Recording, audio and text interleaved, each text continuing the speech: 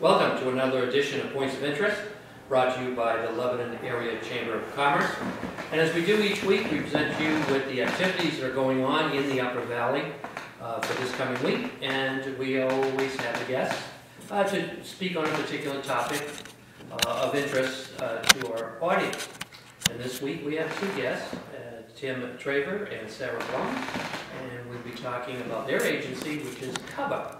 And they will tell us all about Cover, the originations, and how they came to the job, and what the need is for Cover. But to cover the activities going on this week, well, we've got some coming in a little bit in the future, but we're going to be talking about it a little bit today to pique your interest, hopefully. We have Candidates Night that the Chamber is sponsoring on March 6th at Lebanon City Hall at the Council Chambers. And there we'll be having a debate between the candidates who are running for City Council and Lebanon School Board here in Lebanon. The election is the second Tuesday in March, which is the 13th. So we'll be, and we'll also be taping that also, so you'll be able to, if you cannot make it that evening, you can see it here on the cable access TV. But if you can, we begin at 7 o'clock. And we'll have you out of there promptly at 9 o'clock. Each speaker will have opening statements, question and answers from the audience, and you can question the candidates who are running and get their positions. And then they'll have a 2-minute wrap-up statement. So we promptly will be out of there by 9 o'clock. Coming up in March, the Chamber has its 34th annual Home Life Show. That's March 16th, 17th, and 18th. At Leverone Fieldhouse. This is 34th year that we do this Home Life Show. This is in co-sponsorship with the Hanover Area Chamber of Commerce. And we have 290 booths in the show with about 187 vendors. Some take double and triple booths. And I always say if you saw last year's show, you haven't seen this year's show. And if you are interested, particularly as a vendor, although it's getting late and we're filling up very quickly, we always sell out the show. And if you are interested in putting a booth in the show, you can go to our website, www.lebanonchamber.com, and look at the application, look at the floor plan, and see if that might pique your interest in putting a booth in the show. In the 2.5 days last year, we put through just a little over 9,000 people through the show. So for a very inexpensive booth rental, you can get to a lot of people very inexpensively. So that's coming up in March. And we'll be reminding you as we go along. And I expect, as I say, that we'll be selling out probably by the first week of March, all our booths. And we have, it says Home Life, but we have everything from pools, jacuzzis, to roofers, to carpenters. And then we have great food. A lot of the vendors have food that they bring. And we have Nelson chocolates out of Littleton, New Hampshire, that is always the popular booth with his fudge and flavored popcorns and such. And this year, EBAs will be our prime caterer. And you'll be able to eat throughout the show. And we encourage people to come and stay. We purposely make wide aisles so people can stop and talk and see their friends that they haven't seen all winter because they've been cooped up because of the weather. So we invite you to either participate as a vendor or come to the show on March 16th, 17th, and 18th. Now we are the Lebanon Area Chamber of Commerce, which means we cover not only Lebanon and West Lebanon, but we get down into Meriden, Plainfield, and over to Enfield and Canaan. And this week we have quite a few activities going on in the Enfield-Canaan area. We have Cardigan Mountain Art Association. They're doing a silent auction. And this is Wednesday from 8 a.m. to 5 p.m. And they're doing this at the Mascoma Savings Bank right there on Route 4 in Canaan. And it's artwork by local artisans, and you can bid on your favorite pieces and probably purchase some of those that they're doing there. We also have for seniors income tax preparation assistance, and that's in Canaan, from 8:15 a.m. to 2:30 on Wednesday also of this week, right there on Route 4 at the Mascoma Area Senior Center. And this is sponsored by ARC, Association of Retired People. And the cost is free, and they will help you do your taxes. And on the other side, on Route 4A, we have the Enfield Shaker Museum, and they are open daily from 10 a.m. to 4 p.m. And they have tours of the Great Stone Dwelling, if you've never taken that in, plus their museum that they have. And so you can partake of that. On Sunday, they're open noon to 4. And so it's a great event to go out and see what they're doing out at the Shaker Museum. We hear a lot about it, and a lot of us may not have been out there to see what they do. Then here in Lebanon, we have also on Wednesday, the Mascoma River, Lebanon's drinking water source. It's a program that will be held in the Whitman Communication Building, which is right here on Water Street, right off the green. And it's sponsored by the Upper Valley Lake Sunapee Regional Planning Commission. And they will talk to you all about, those of you who are on city water, Lebanon City Water, what they do to ensure clean drinking water for the city. So that is on Wednesday, 7 to 8 p.m. that we have. We have here at Ava Gallery, this opened up February 17th and it's through March 9th, and it's the 4th annual Best of the Upper Valley High School Exhibition. And over 30 high schools are represented of students who are working in their field of either drawing, ceramics, photography, printmaking, sculpture, wearable art.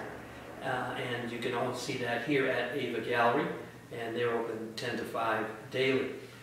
This is also a jury, what they call a juried event, and prizes will be offered to the students who are selected, sponsored by local organizations such as Advanced Transit, Citizens Bank, Trumbull Nelson, Mascoma Bank, who are all Lebanon Rotary Club, all those who will be getting cash prizes for their particular first prize pieces that they've done. Citizens Bank also does what they call the Home Series, and they do that at the Lebanon Opera House. Next one is March 8th, and we'll talk about more of it next week, but if you want to prepare, they've got Caleb Thomas and the folk group of Rebecca Padula and Rick Palieri, and this is at the Lebanon Opera House, and the next one is March 8th at 7 p.m. at the Lebanon Opera House. For those looking for some consultation, particularly in small business, the SBA of New Hampshire does this quite often throughout the year, and they're offering again to small businesses looking for some help in either consultation, or they'll help you if you need some funding, guidance, and that type of thing. And so they're doing it again in Concord. This is in Concord at their office. And the next one is February 23rd from 8:30 a.m. to 10:30 a.m. And you're welcome to call Miguel, who is handling that, at 225-1601. You need not make reservations, but if you wanted more information, you can call Miguel, and he will help you out on that, in that regard. So those are some of the activities going on in the Upper Valley this coming week. And as I mentioned, we have two guests with us today from Cover. We have Tim Traver, who is the communications director for Cover, and we have Sarah Blum, who's the volunteer coordinator from from Cover. So I'm going to start with Tim, and Tim, welcome to the program. And thank you. A little bit about your background and how you came, where you're from, and education, that type of thing. Sure. My wife and I moved to the Upper Valley in 1987 and lived in Wilder. And I began working for the Upper Valley Land Trust. That's what brought me here. And I've done a number of things over time with nonprofit organizations mostly. And I started working with Cover back in 2005. Actually began volunteering back in, I think, 2002, 2003 on work sites before we had a volunteer coordinator. We're so lucky to have one now. Sarah's great. But no, I started working with my son, who's about 13, 14, would come, and the Cover crew would get us trained, and we'd go out and work on a work site all day.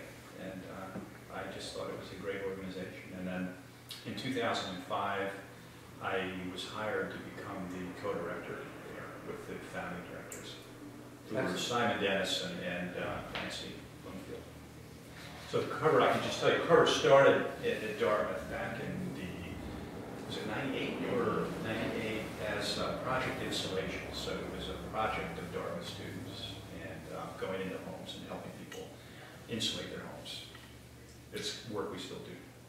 I have to say, too, Tim is quite a dancer. We had Hearts of the Valley last week, which was a fundraising event to help Upper Valley Strong, which is distributing funds to people who were affected by Hurricane Irene on the Vermont side. So we had quite a gala last Saturday night with the Moonlighters Band, and we had an outstanding dinner at the fireside. And this was a cooperative between the Lebanon Rotary Club, Lebanon Chamber of Commerce, and the fireside. And Tim was really cutting up the rug at this event. But well, let me just thank the chamber. I missed my opportunity earlier to they provided the organization for the event, and it was a wonderful event. The chamber took in the tickets and helped us put it all together. And I think you raised something like $4,000. $4,000 net. For Upper Valley Strong. Upper Valley Strong, and it'll be distributed to the agencies. Cover, we're probably getting some, and the Haven, and some of those organizations. So we're very happy to provide that, and like I say, $4,000 will go a long way, matched by volunteer help. So it really is almost like a double, contribution. So we're happy to do that. So thank you. And Sarah, we don't want to leave you out. Sarah Blum, who's the volunteer coordinator for Cover. And your background and how you came to this. Yes, well, I grew up in this area and went away for college and came back. And I came back as a mother, and I actually started working at Cover a little bit by chance. I was a friend of mine had been offered a very part-time position at Cover, and she couldn't do that, and so she was kind of asking around, and I said, well, that sounds interesting. What's that about? And so I ended up, applying and getting the job as the first weatherization coordinator at Cover, and I worked 12 hours per week, and then a position opened up as a volunteer coordinator, and I really enjoyed working at Cover, and so I moved into that position, which was a 3/4 time position, and that was in, let's see, I arrived at Cover in 2005, so, no wait, was it, yeah, so it was 2005, so it's been a little over 6 years, because it was the fall, and started doing the volunteer coordination about 5 years ago. So, yeah. Is Cover an acronym for something? It is. Okay. Yes, it Please is. tell me. Okay, I would be happy to. It stands for Corps of Volunteers Affecting Repair and Reuse. Quite a mouthful. I'd rather say Cover. Yeah. So the reuse part came on afterwards because the store, that was added on when the store came into creation. The Recover store, which is located in White River Junction, is quite a vibrant store now. I think when it began, it was just because there was a bunch of leftover materials from projects, and they decided that they would, sell them. And I think, in the time, when did it start? 2002? The Recover store? Was it 2000? Right around then. Yeah, right around 2002 maybe. So it's come a long way from what I've heard, and it's always fun to go in there. And one of Cover's main missions is to build community, and this is even true in the store. The store is a very community-oriented place where you'll see people having conversations and catching up with each other, and it's an atmosphere that's welcoming. So. And so at this store, you sell building materials?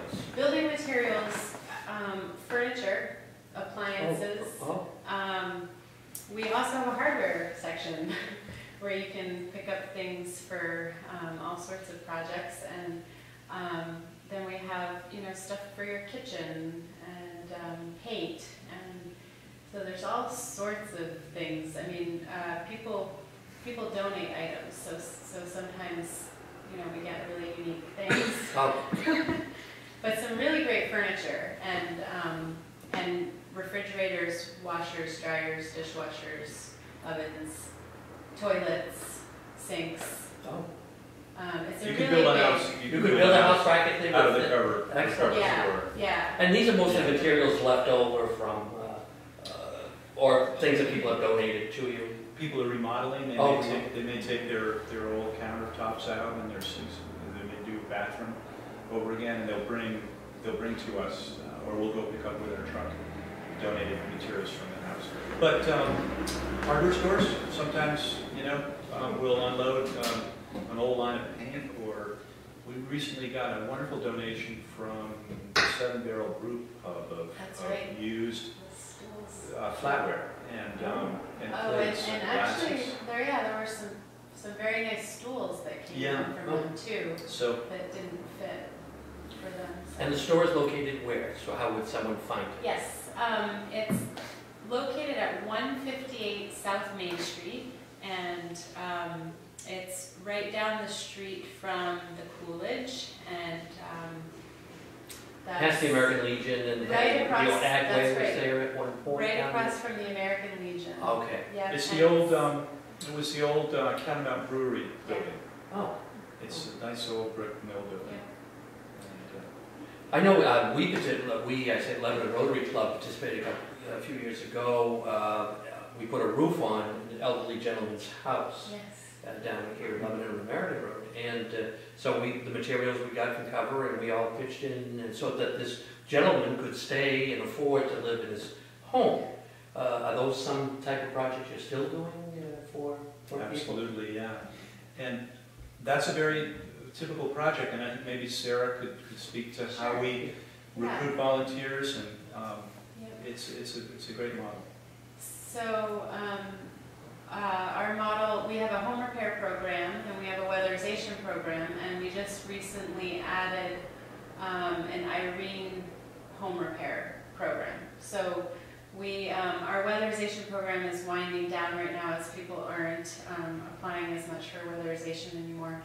But so we have currently 2 home repair programs that are operating, one tending to regular home repair, such as roof repairs. We also construct wheelchair ramps. We do a lot of skirting on mobile homes, so this helps to keep the cold air out from underneath. And we do floor repairs and wall repairs, ceiling repairs. We actually, last year we seemed to have a lot of porch, small entryway porches that were dilapidated, that weren't safe anymore, that needed to be rebuilt. And these are free to people who come to you looking for assistance? Yes, if they can, if they fit within the criteria. We do have an income criteria, and we have had homeowners who have received cover services that have paid for materials too. If they are at a certain income level, we actually go up to 180% of the federal poverty guidelines. And at 180%, the homeowner would then be asked to pay for the materials, but the labor would be all free. And if we could use materials from the store to lower the costs, we would do that, and we can work with homeowners to work out a payment plan that works for them. But I would say the majority of the projects are at no cost to homeowners. So I would just add, if you are a homeowner and you're listening to this program, and you need some help that you can't manage to do on your own, give us a call. And we've got someone in the office who can talk you through the application process, and it sort of takes a couple of months, doesn't it, Sarah, to get from It does. the first contact to the point where a cover crew will come out over the weekend and work with you on your home. And we'd love to hear from you. So you can call us. That number is 296-7241. So 802-296-7241. And if you are specifically wanting to apply, when you call that number, the extension is 105, and the person you want to speak with is Gail Guernsey. And being the communications director, you also do a little fundraising and raise funds, and your role in that, do you get grants, or where is funding that you're seeking? Cover like a lot of nonprofit organizations in the Upper Valley, tries to have a mix of funding sources. So we're lucky in that the Recover store actually provides almost 20% of our annual funding. So goods are donated, and then we're able to sell them at thrift store prices and give a lot away. The Cover actually does give out a lot of free appliances and things. But that's about 20%. The rest comes from grants and gifts. Private individuals support us. The community foundations have been very generous to Cover over the years, both in New Hampshire and Vermont. We work in both states. The civic organizations, the Rotary clubs, have been terrific. Businesses in general. We got recently a wonderful donation from the Valley News. The newspaper has a foundation, the Newspaper Foundation, and they made a grant to cover specifically for Irene-related projects. So grants and gifts from individuals and businesses, and then some earned revenue. We actually have a little rental revenue as well on top of the Recover store and our offices, which are in this really kind of neat. I encourage people to come down and just walk around. It's like a labyrinth of rooms. It's the old brewery. Before that, it was an old mill. It was a meat packing plant, I think. And before that, it was Swift Meats. Before that, it was a granary. So it's an old building. But on top is a separate room, which is where the Shambhala Center, the meditation center, rents that space from us. And so we have that little bit of income from rental too. Yeah. And on your part, you're looking for volunteers. That's right, yes. How does someone volunteer to help? Well, they can call me at Cover, which the number again is 802-296-7241, and my extension is 104. You can also look on our website and contact me through the website, but I could explain a little bit just about what it's like volunteering. Sure. And what the model is. We set up our projects for Saturdays and Sundays mostly, my job is to make sure that we have crews of volunteers each of those days. So a work day is 9 to 5, and volunteers typically sign up for 1 day at a time, and lunch is provided, tools are provided, safety gear, all the materials, everything is provided, and no experience is necessary to be a volunteer. So it's really, it's a lot of fun, I should mention. It's a really great experience to work hard on someone else's project. It kind of takes you away from, whatever you've been focusing on, just to, get some perspective on your own life, even. So we try to make it a very welcoming environment for everyone, and not, not a scary thing.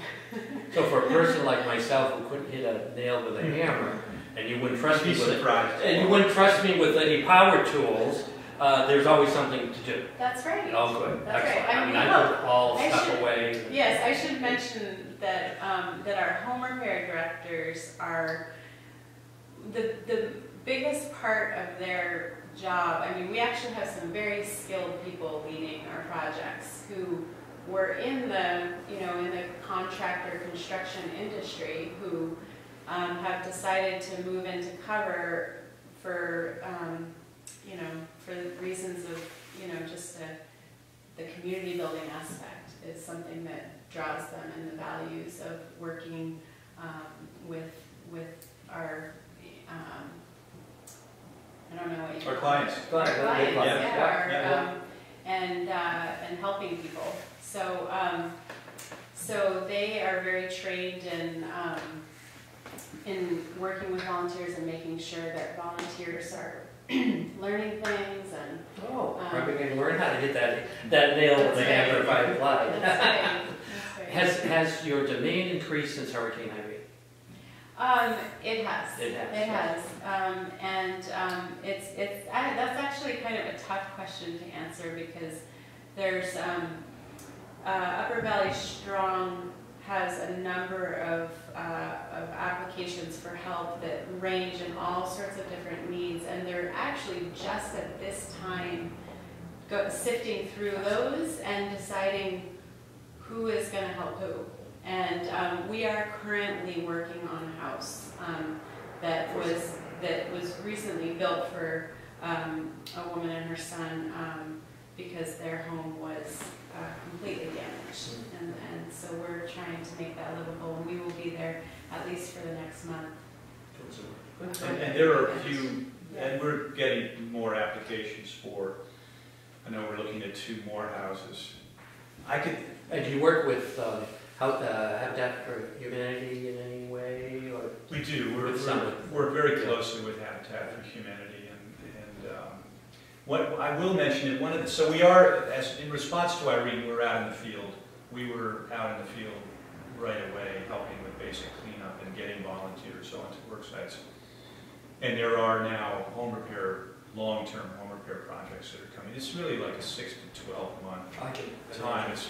There was the initial disaster relief, and now there's just a lot of rebuilding that needs to go on.